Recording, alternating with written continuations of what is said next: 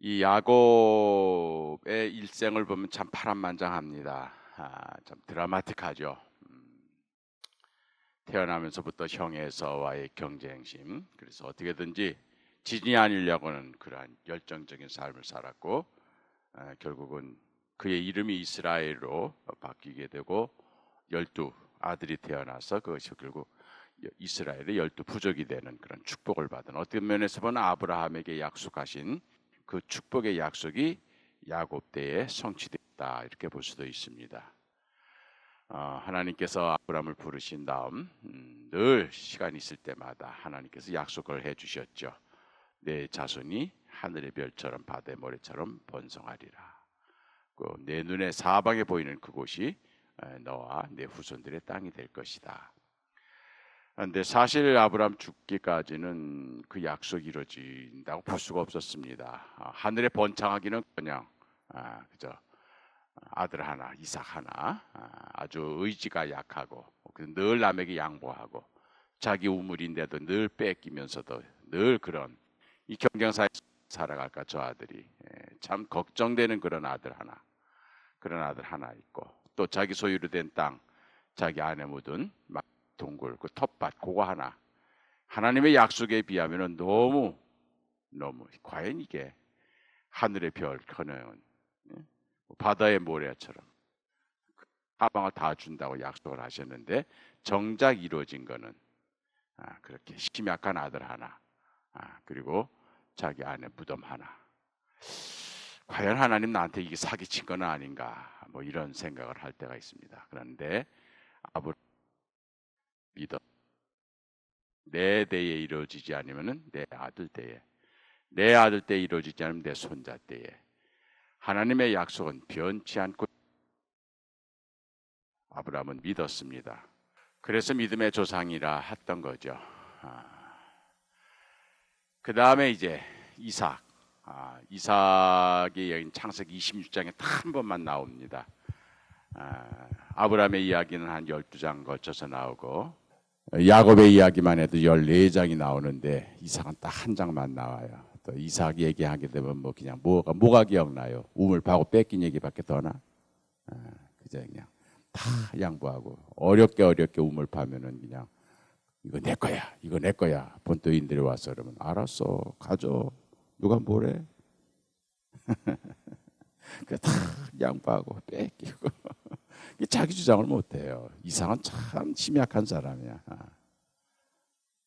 그런데도 이삭은 참 행복한 게 뭐냐면은, 어딜 가서 심든지 그랄 땅에 가서 농사를 지었는데 그의 결실이 100배나 얻었어. 100배. 또 사막에서 우물 파는 게 얼마나 어려워요. 그런데 꽃갱이를 꽂았다 하면 터져. 참 희한해.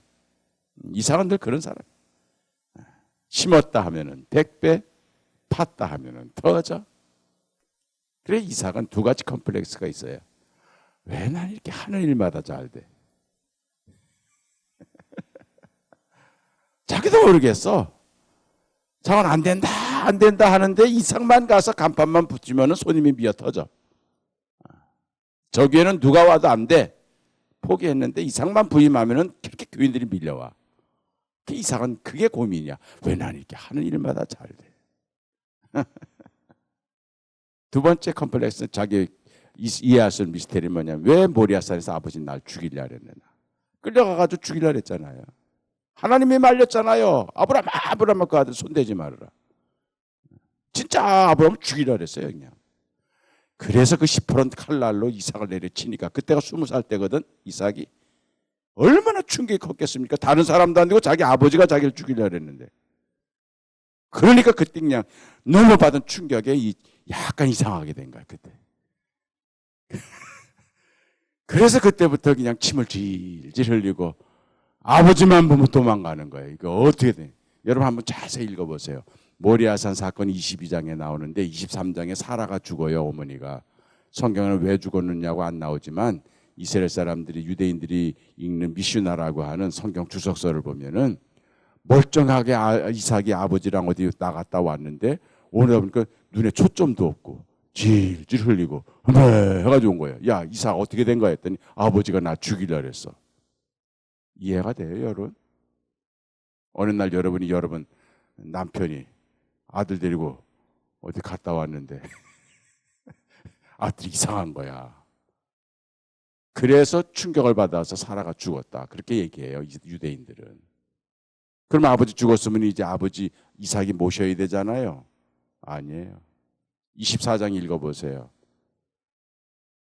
하란에서 결국 며느리 얻어왔는데 며느리감. 이삭은요, 재주도 없어서 자기 연애도 못해, 이삭은. 그래서 자기 아내도 아버지가 데려다가 맺어줘. 그러니까 재주 전혀 없는 사람이야. 그래서 결혼을 하는데 브엘세바에서 올라와서 결혼했다는 말이 나와요. 아니, 브엘라헬로이라는 데서.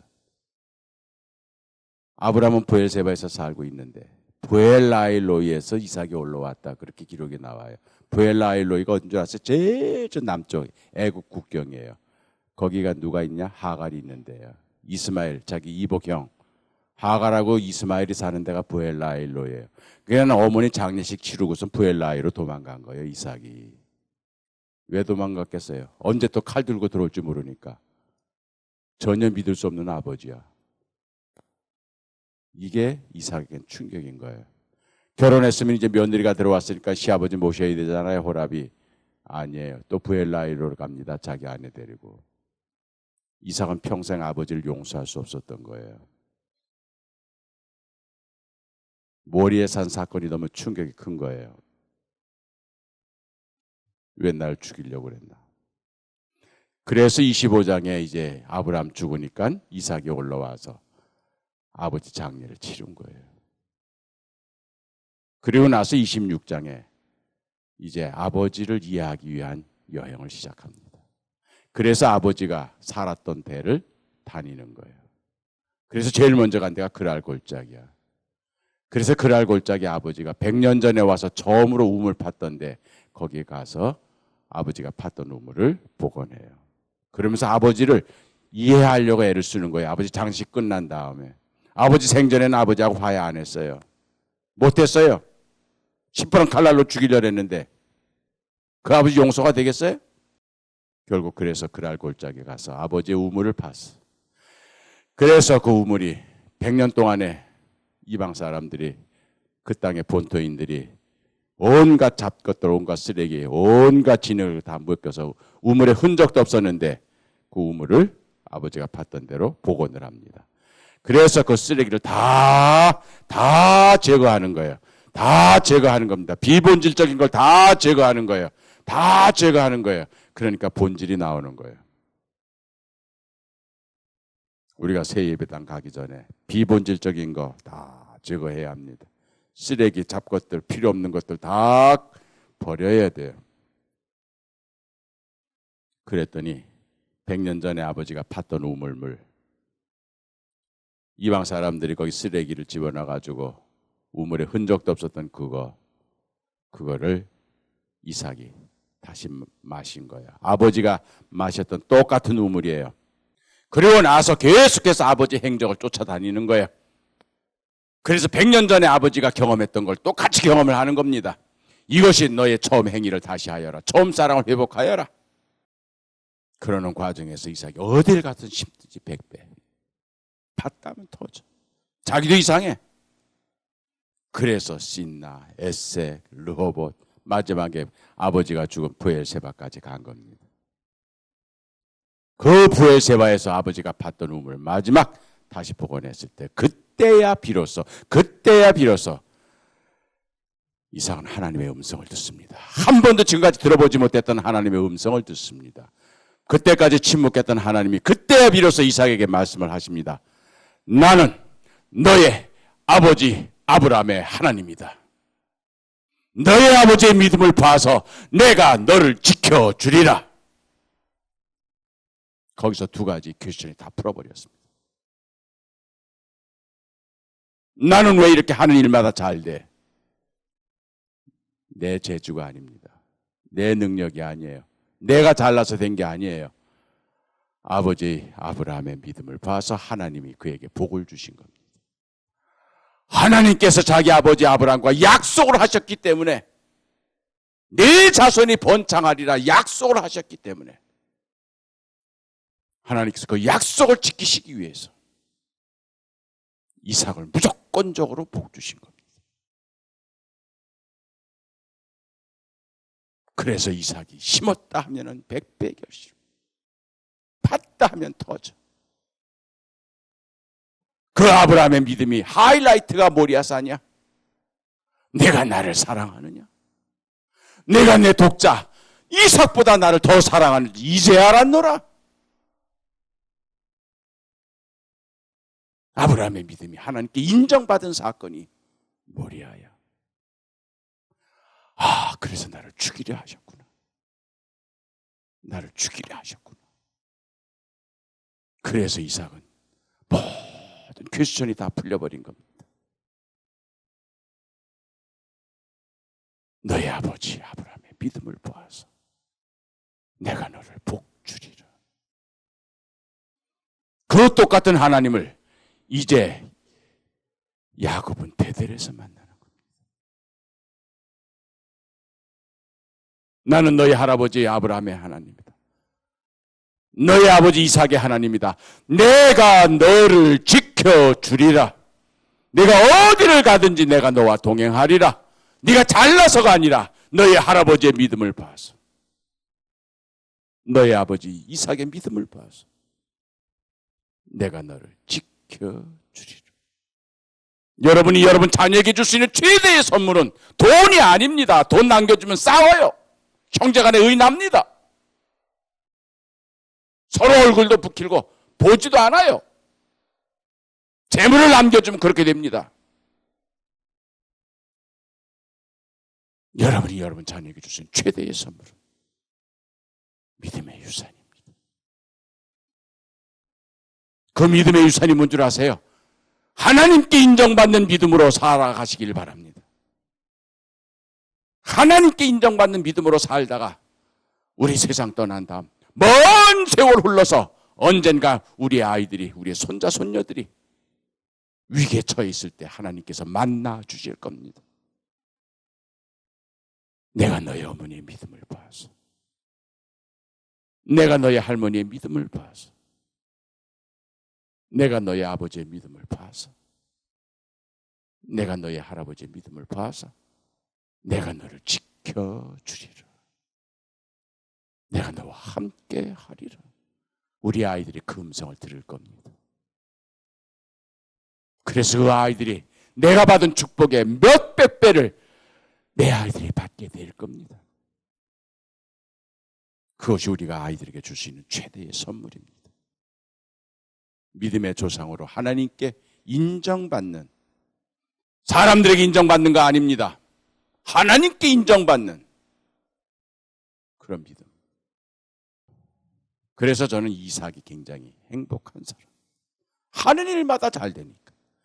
뭐 했다 하면 돼 그냥. 왜 이렇게 나는 하는 일마다 잘 돼? 그게 나의 고민이야. 나도 이씨거든. 이삭하고 성이 같아. 내가 이런 축복을 받는 건 잠깐 좀 머릿속에 뭘 좀 생각했다면 그게 돼. 나는. 이거 좀 해야 되겠는데? 그러면 그게 이루어져. 오늘 저녁에 이제 제가 평양 갔다 온 얘기 할 겁니다. 어쨌든 뭐 해야 되겠다 생각하면 그게 3달 아니면 3년 아니면 3일 안에 이루어져. 꼭 저는 3이야. 나도 몰라. 왜 이렇게 잘 되는지 몰라. 내 얼굴 보면 알잖아. 잘 되는 사람의 얼굴.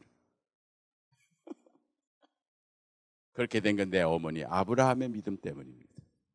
우리 집안에서는 우리 어머님이 처음 믿은 아브라함이었어요. 믿지 않는 친정 파평윤 씨, 거기에서 믿지 않는 시집, 전준희 시집으로 이사 온 거예요. 시골에. 아무도 안 믿었습니다. 저희 아버지가 막내 아들이었어요. 저희 아버지는 37에 폐결핵으로 먼저 하늘나라 갔습니다. 내가 4살 때 아버지가 돌아가셨죠. 저는 아버지 얼굴 몰라요. 저희 어머님 단양에서 저희 아버님 면석이 하고 있었을 때인데 이미 그때 폐결핵을 앓고 계셨대요. 난 태어나기도 전이죠. 내가 그 위에 형님 2분 있었고 그 다음에 가운데 누님 있고, 그 다음에 제가 막내인데, 제 바로 위에 누님이 그때 태어난 지 한 돌 됐는데, 그때 홍역을 하고 있었대. 옛날 홍역으로 많이 죽었거든요. 약이 없어가지고. 남편은 폐결핵을 앓고 누워있지. 가난한 면석이 살림에 빠듯하죠. 딸아이는 그냥 열이 펄펄 끓어가지고, 이거 지금 잘못하면 죽을지도 모르죠. 기껏해야 이제 그 손윗 동서가 있었습니다. 그 동서가 2명이나 있었는데 큰어머니 따라서 절간에 가서 빌기도 하고 그냥 점도 치고 무당 찾아다니면서 이렇게 푸닥거리도 하고 그랬는데도 전혀 아버지 차도도 없고 아이는 계속 열이 펄펄 끓고 어느 날 밤에 잠이 안 오는 거예요. 시름시름 걱정이 되는 거예요. 막막하니까. 그런데 그때 종소리가 들리더래요. 땡그랑 땡. 종소리가 들리는데 밤중에 이 종이 좀 희한하더래. 절간종은 땡, 땡 이렇게 나가는데 이놈의 종소리는 땡그랑 땡, 땡그랑 땡 항상 끝이 올라가더래. 참 희한하다. 자기가 지금 동서 따라서 절간에는 많이 다니면서 땡, 땡 이런 종소리는 많이 들었는데 이거는 항상 땡, 땡 울리니까 저는 어느 절간에서 저런 종소리를 들리나.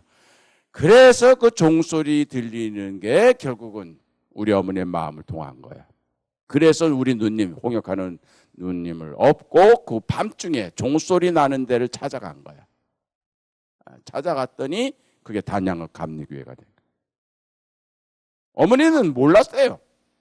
그래서 저희 어머니는 누구 전도받은 게 아닙니다. 집안에 믿는 사람 하나 없었어요. 그냥 그 종소리에 끌려서 간 거야. 이게 바로 삭개오가 보고 싶은 마음이 생겨. 그게 우리 집안의 믿음의 역사의 시작입니다. 어머니가 선택한 거 아니에요. 어머니가 예수 믿겠다고 마음 먹은 거 아니에요. 그냥 종소리에 끌려서.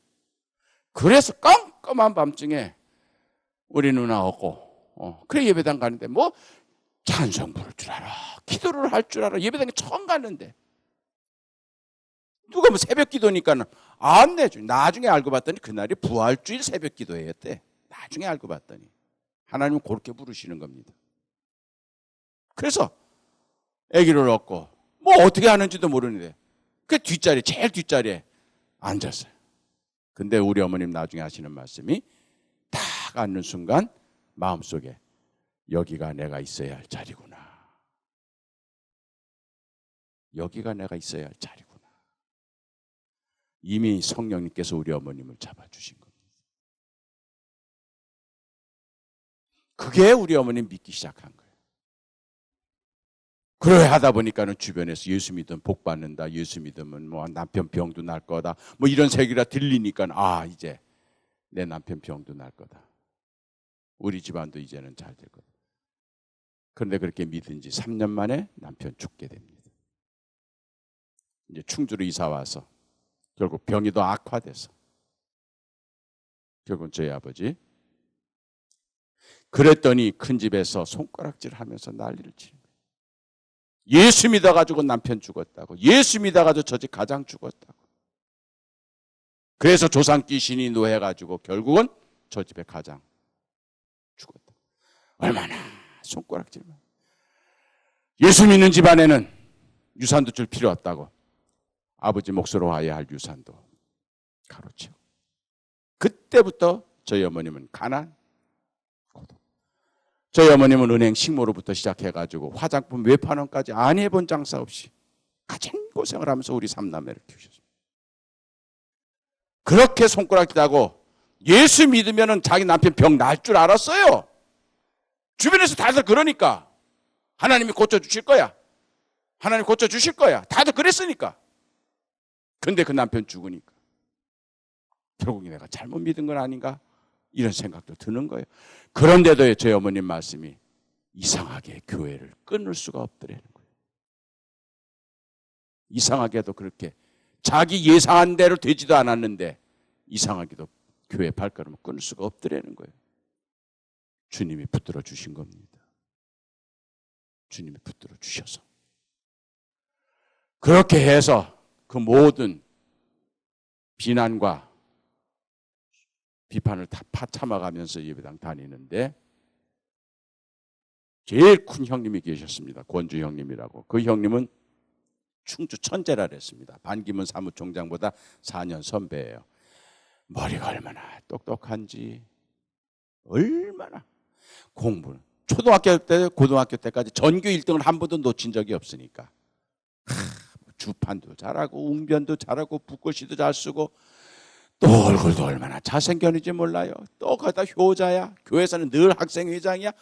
완벽해, 퍼펙트해. 그러니까 그런 아들이야. 그런 형은 재미없어. 좀 재수가 없어. 너무 완벽하니까. 뭐 어디 흠잡을 데가 없으니까. 그래서 그 큰 형님이 계셨어요. 그 큰 형님이 당연히 고등학교 졸업을 하고 이제는 서울대학 갈 수가 있죠. 당연히. 그런데도 효자라. 저희 어머니 고생하는 거 두고 볼 수가 없다고 취직하겠다고 대학 진학을 포기한 거예요. 그랬더니 이제 저희 아버님 친구가 그때 충주시장이었는데 그 소식을 듣고 저희 큰형님을 충주시청 공무원으로 특채를 해버린 거예요. 옛날 시골에서 면서기만 해도 얼마야. 근데 충주시청의 공무원이 되니 이제 우리 어머니 얼마나 기뻐하셨는지. 이제 대학 못 간 것은 좀 아쉽지만 그래도 시청 직원이 되니 이제는 고생은 좀 끝났겠다. 얼마나. 6월부터 출근하기로 되어 있는데 5월 한 달 동안에 빈 거예요. 그 한 달도 집에서 쉬지를 않고 알바를 갔습니다. 저희 큰형님이. 5월 5일 내가 그날을 기억해요. 어린이날이라 학교 안 갔습니다. 들판에서 막 놀고 있는데 그날 아침에 저희 큰형님이 알바하는 충주 시내에 있는 극장에 알바로 이제 한 달 동안 일하기로 계약을 하고 첫 출발하는 거죠. 졸업을 하고 이제 고등학교 졸업하고 첫 직장 절중을 하는 날이에요. 저희 큰형이 키가 컸습니다. 옛날 시골집이 작잖아요. 천정이. 그러니까 탁 서는데 벌써 머리가 천정에 닿아요. 우리 어머님 그때 몸살을 앓고 누우셨던 것 같아. 그래가지고 아침밥도 좀 제대로 못 해드리고 옛날 어른들은 몸살을 앓으면 머리에 흰 띠를 두르고 데모하듯이 그래가지고 이렇게 누워 있었어 어머니가. 그냥 누워가지고 그 아들 보니까 큰아들 맏아들 보니까 얼마나 대겨 나갔어. 이제는 졸업을 하고 직장 출근하니까. 그런데 이제 큰형님이 어머니 이제 걱정하지 마세요. 제가 이제 돈 벌어서 동생들 공부시킬 겁니다. 어머니 이제 몸질 잘하세요. 다녀오겠습니다. 꿀뻑 절하고 나간 거예요. 그랬더니 우리 어머님이 이렇게 쳐다보고 네가 벌써 그렇게 컸네. 얼마나. 그 표정을 내가 이해해요. 지금도 기억해. 얼마나 흐뭇해 하시는지. 그날 오후 3시에 제가 들판에서 노는데 친구들이 막 덕주야 너네 집에 가봐. 사람들이 엄청나게 몰려들어. 왜? 어디 쫓아갔더니 온 교인들이 다 우리 집에 모여 있어요. 문을 열고 들어가 봤더니 어머님이 하얀 소복을 입고 계시고 위에 운목에 광목으로 가려져 있는 게 그게 바로 우리 큰형님 시신이었습니다. 첫 직장 첫 출근하는 날 극장에 천정에 올라서 배송공사 도와주다가 발을 헛디뎌가지고 뇌진탕으로 죽은 겁니다. 우리 어머님이 그 시신을 받았습니다. 저희 어머니 1년 동안 기도를 못했습니다. 기도가 안 나오더래요. 하나님 이럴 수는 없는 겁니다. 하나님은 이럴 수는 없는 겁니다.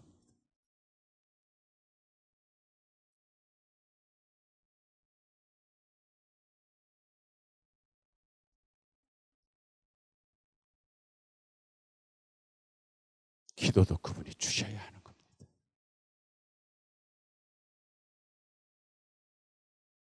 그런데도 예배당을 끊을 수가 없었대요.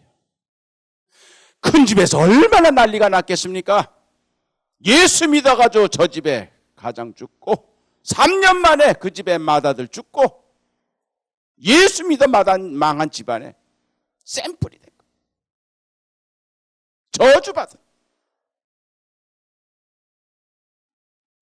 어머니가 고개를 들 수가 없는 겁니다. 시집 사람들한테. 그런데도 결국 교회를 포기하지 않으시고 억울하고 아쉽고 이해할 수 없는 하나님. 진짜 살아 계신 게 맞나? 내가 지금 교회를 다니는 게 이게 진짜 맞나? 그런 중에도 우리 어머님이 발걸음을 예배당에서 끊을 수가 없어요. 나중엔 그러대. 왜 하필이면 그 아들입니까? 이거는 남아있는 우리 삼남매한테 제일 말 잘 듣고 착하고 공부 잘하고 효자고 맏아들 왜 그 아들이냐는 얘기. 그러니 우리 삼남매가 눈에 들어갔어요. 어?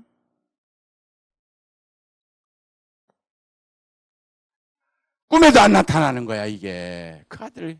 그러니까 마지막 가는 날 아침밥도 못 해준 게 그게 어머니 마음에. 꿈에라도 좀 봤으면 좋겠는데 꿈에도 안 나타. 1년쯤 되니까 더 보고 싶은 거예요 그 아들이. 그래서 일주기가 가까워오는 어느 날. 그러니까 어머니 우리 삼남매 마지못해서 어머니로서 그거 하는 거죠. 아침밥을 해주기 위해서 부뚜막으로 가는데 자기도 모르게 푸념처럼 그게 나왔대. 하나님 너무하십니다. 하나님 너무하십니다. 그랬더니 그 순간 우리 어머님이 하나님의 음성을 들은 겁니다. 야! 윤석장! 네가 네 아들을 더 의지했니? 나를 더 의지했니? 네가 네 아들을 더 사랑했니? 나를 더 사랑했니? 이게 우리 어머님이 부엌에서 들은 주님의 음성이었습니다. 네 아들 권주를 더 의지했냐? 나를 더 의지했냐? 네 아들 권주를 더 사랑했냐? 나를 더 사랑했냐?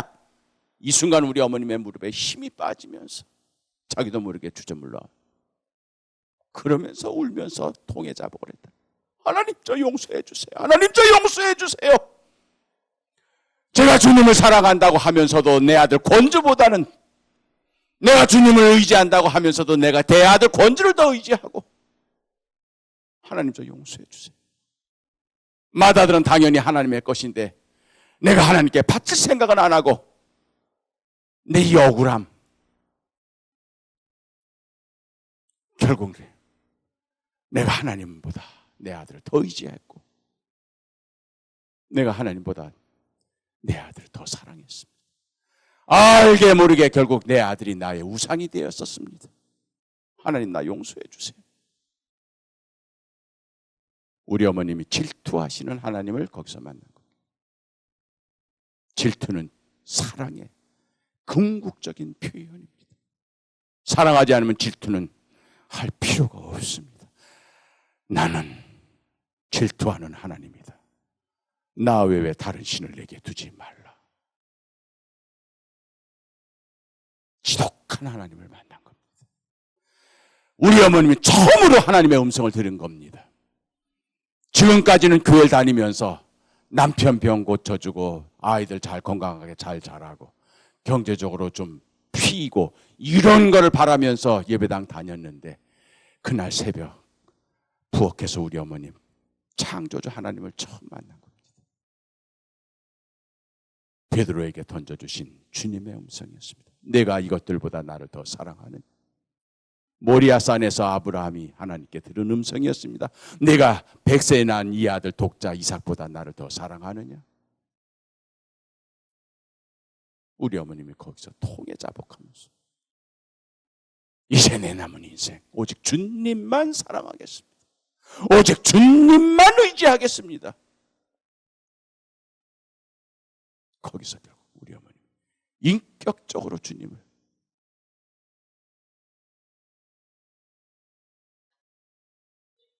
그 이후에 우리 삼남매 남은 삼남매를 행여나 주님보다 더 높이 놓아야 할까 봐 행여나 주님보다 더 사랑할까 봐 늘 걱정하면서 오직 주님만이 이것이 저희 어머님의 이후의 삶이었습니다.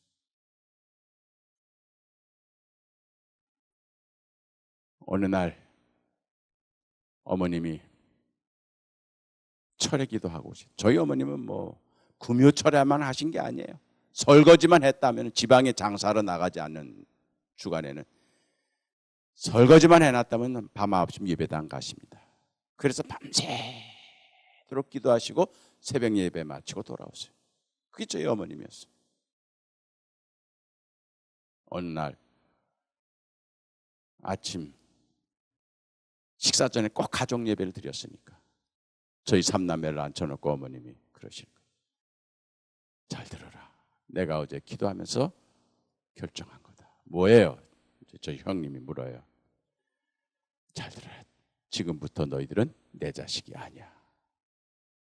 그러는 거예요.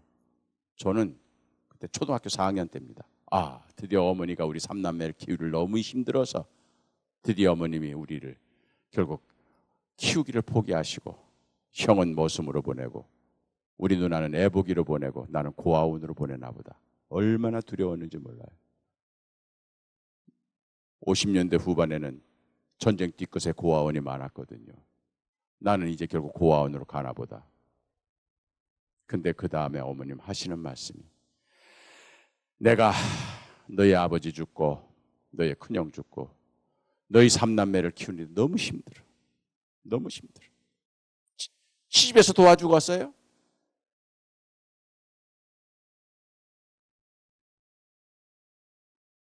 어제 저녁 예배당 가서 기도해서 하나님께 하소연을 했더니 하나님 너무 힘듭니다. 삼남매 키우기가 너무 힘들어요. 그때 하나님이 그러시대. 왜 네가 키워? 그럼 어떻게 해요? 나한테 맡겨. 그래서 너희 삼남매를 하나님께 바치기로 했다. 그래서 너희들은 내 자식이 아니다. 이제부터는 하나님의 자식이다. 우리랑 상의도 안 했어요. 허락은커녕 일방적으로 귀에 못이 박히도록 저는 그 말씀을 들으면서 너희는 내 자식이 아니야. 하나님의 자식. 그러면 그 다음부터 우리 집안의 가정 형편 펴졌느냐? 절대 아닙니다. 내가 대학 갈 때까지 가난과 고독은 내 주변에서 떠난 적이 없습니다. 여전히 쌀 떨어집니다. 여전히 돈 없습니다. 우리 삼남매를 바친 다음에도. 그런데 우리 어머님이 그걸 해결하는 방법이 달라졌어요. 전에는 쌀 떨어지면 쌀집에 가서 외상으로 가져오거나 이웃집에 가서 돈을 빌렸습니다. 근데 우리 삼남매를 하나님께 바친 다음에는 그러지 않으셨어요. 쌀 떨어져요? 예배당 갑니다.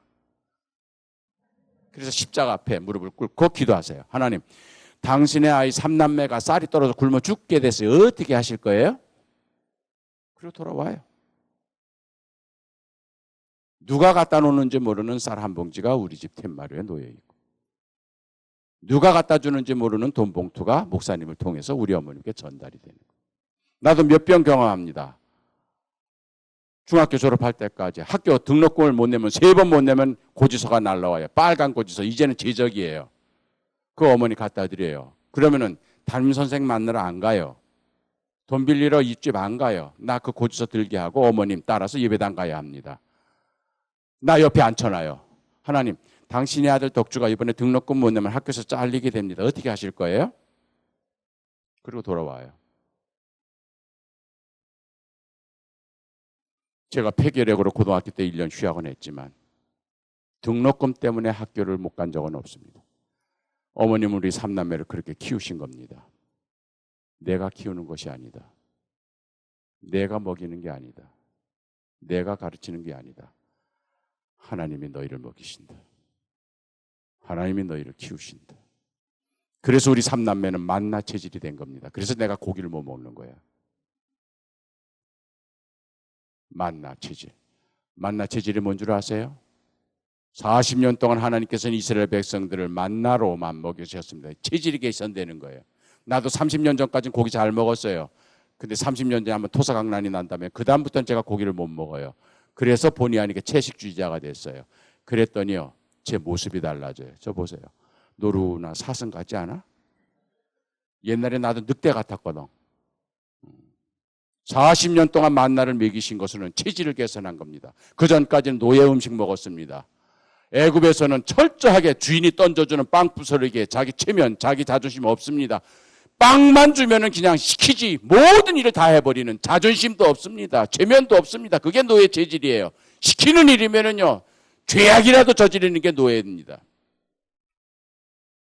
빵 부스러기 하나 때문에. 월급 조금만 준다면 그리 우르르 몰려가는 겁니다. 돈 좀 많이 준다면 그리 우르르 몰려가는 겁니다. 양심도 없어요. 그게 노예 체질이에요. 그런 노예들을 가지고 어떻게 가나안 땅을 경영합니까? 그래서 포기하시고 40년 동안을 만나만 먹이시면서 체질을 개선한 거예요.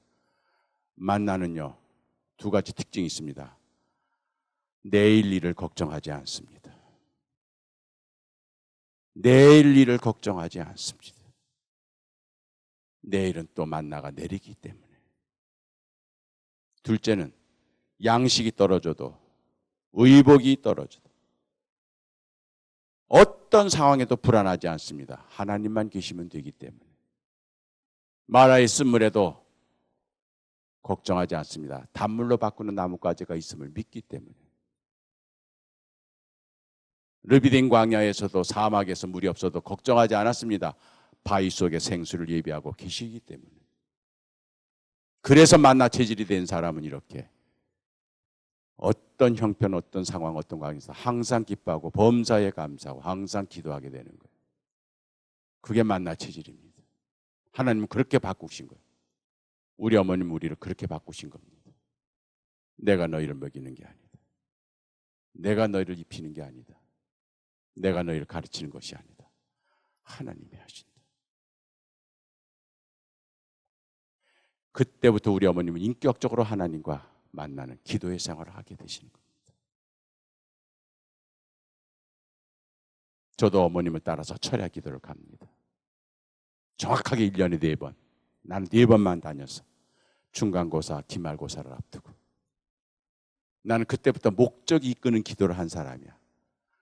그래서 나는 목적을 항상 가지고 기도한 사람이야. 그래서 기말고사 앞두고 어머니 좀 흐뭇하게 해드리려고 하나님한테 5등 안에 이번에 들게 해주세요. 지난번에 10등 안에 들었으니까 이제 5등 안에 들게 해주세요. 이번엔 3등까지 되게 해주세요. 장학금 받게 해주세요. 그래서 우리 엄마 좀 웃게 해주세요. 그러려고 얼마나 효자야. 내가 봐도 착해. 그래서 나는 어머니 따라 중간고사 앞두고 엄마 나 오늘 엄마 따라서 철야 기도 갈래. 아 그래 아이고 막내 아들 가자. 그 어머니 따라 기도 갑니다. 그러면 어머니 가면 예배당에 꼭 어머니 기도하는 자리가 있어요. 옛날 마룻바닥. 그러면 옛날 군용담요 있죠? 그냥 군용담 사각으로 접어가지고 다 거기 무릎을 꿇고 앉습니다. 요 자세 그대로 새벽 기도까지 흐트러지지 않습니다. 그리고 겨울에는 이제 담요 하나를 뒤집어 쓰시죠. 그리고 가만히 있겠습니다. 이게 우리 어머님의 기도 자세예요. 나는 그 옆에 방석 3개 푹신푹신하게 쿠션 좋게. 그래서 이제 거기서 앉아서 기도를 하는 겁니다. 하게 되면 처음부터 뭐 이번에 3등, 5등 하기도 좀 간지러운 것 같아서 그다음에 이제 우리 어머니 건강하게 해주시고 우리 형 사고 좀 덜 치게 해주시고 우리 누나 공부 잘하게 해주시고 그다음에 우리 목사님 교회 목사님 뭐 설교 잘하게 해주시고 뭐 우리 학생부 생각나는 애들 얘기 애들도 쫙 하고 또 뭐 나가다 보면 이제 마음 내낌 나라와 민족까지 가. 나라와 민족도 남북 통일이 되게 해주시고 더 내키면 세계평화까지 갔다 와. 쫙 한 다음에 이다음에 이제 순서를 바꿔가지고 세계평화부터 시작해가지고 쫙 한 다음에 아뢰올 말씀은 다름이 아니오라. 이번 이제 중간고사에서 쫙 해. 그거는 몇 바퀴 하다 보면 기도 오래 한 것 같다. 많이 했다. 3분 지냈어. 그게 나의 기도야. 근데 우리 어머니 그 자세 그대로 계십니다. 아무 말씀 안 하세요. 가만히 계십니다. 나는 벌써 몇 바퀴 하다가 그냥 거꾸로 자는데 어머니 가만히 계세요. 한참 내가 자다가 한밤중에 자정쯤 되면 추워서 깨요. 후딱 깨요. 그럼 어머니 그 자세 그대로 있는데 어머님 위에서 기도가 나와요. 소리가 들려요. 뭐라고 어머님 기도하나 하고 기울였더니 어머님 위에서 나오는데 3글자야. 아시죠? 아시죠? 아시죠? 어떨 때 흐느끼면서 아시죠? 아시죠? 아시죠? 뭔 내용인지 몰라요. 그냥 아시죠만 하니까. 그럼 또 난 뒤옆에서 그걸 듣다가 뭐 그렇게 속삭이듯 아들이 있어서 말 못해나 보다. 또 꼬꾸라져 자요.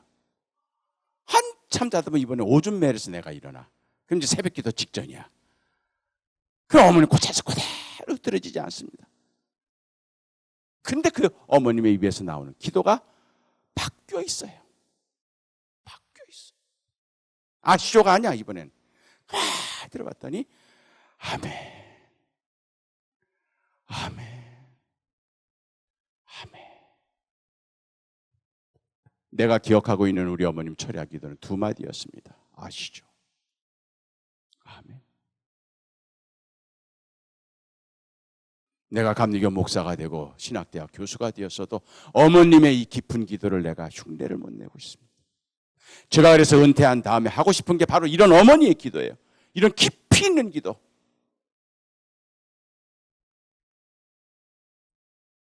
우리 어머니 왜 아시죠 했을까요? 35세 혼자 됐으니 얼마나 힘들겠어요. 35세 혼자 돼서 이 아이들을 키워내려니까 얼마나 힘들고 외롭고, 장사하러 시골길에 다니면 그 남정네들이 얼마나 짓궂게, 아버지가 유일한 유산으로 남겨줬던 집 한 채도 사기꾼의 농간에 결국은 그 집을 내주고 결국 쇠방으로 내앉아야 하는 이 어머니의 억울함, 어머니 외로움. 그걸 누구한테 얘기를 해요? 자식들한테 그걸 얘기해요? 교인들한테 얘기를 해요? 하나님께 하려는 거죠. 아시죠? 아시죠? 아시죠? 새벽녘에는 그 기도가 바뀌어요. 아멘. 아멘. 이건 왜 그럴까요? 어머님의 말씀을 듣고 있는 겁니다. 어머니 하나님의 음성을 듣고 있는 겁니다. 사랑하는 딸아, 두려워하지 말라. 내가 너를 지켜주리라. 내가 어디를 가든지 내가 너와 동행하리라. 그런 주님의 음성이 들리니까 우리 어머님 입에서 아멘, 아멘. 제가 거기서 비로소 이 베델의 사닥다리 기도를 안 겁니다. 하늘과 땅이 연결이 되면서 천사들이 이 사닥다리에서 오르라 내리라 하였다라고 하는. 왜? 베델에서 그 눈물을 흘리면서 돌베개를 베고자 하던 야곱에게 하나님께서 환상을 보여주시면서 하늘과 땅이 연결되어지는 사닥다리, 이 사닥다리가 바로 기도입니다. 하나님과 나를 연결시켜주는, 하늘과 땅을 연결시켜주는. 그러면서 그 사닥다리로 천사들이, 이거는 우리의 기도를 도와주는 성령님을 의미합니다. 나의 기도를 도와주는 성령님이 오르라 내리라. 아시죠? 이게 오르락 기도입니다. 하나님께 드리는 기도. 아시죠? 아시죠? 주님께서 우리 어머니께 말씀을 내려주시는 거예요. 그럼 우리 어머니 아멘, 아멘.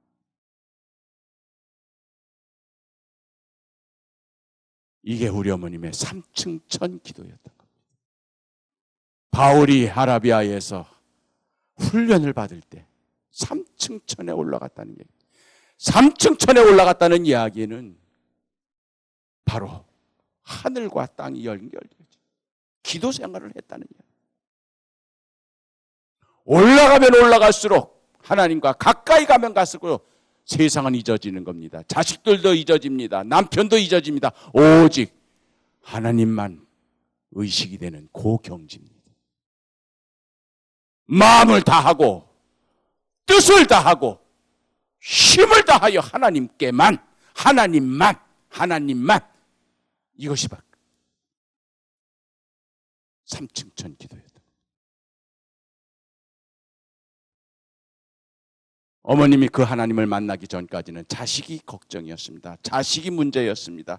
그래서 자식들 때문에 기도하고 자식들 때문에 고생. 그러나 그 하나님을 만난 다음에는 자식 문제는 그렇게 중요한 게 아니야. 하나님이 중요하지. 내 자식들은 하나님께서 키워주실 거. 하나님 몫이야. 이게 우리 어머님의 베델 기도였습니다. 오르라 내리라.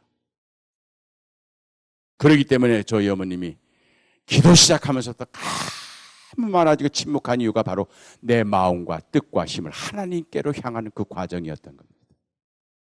모든 자식에 대한 생각, 남편에 대한 생각, 주변에 있는 모든 문제들 이런 걸 다 제거하고 비본질적인 것을 다 제거하고 그 쓰레기 잡것들 다 제거하고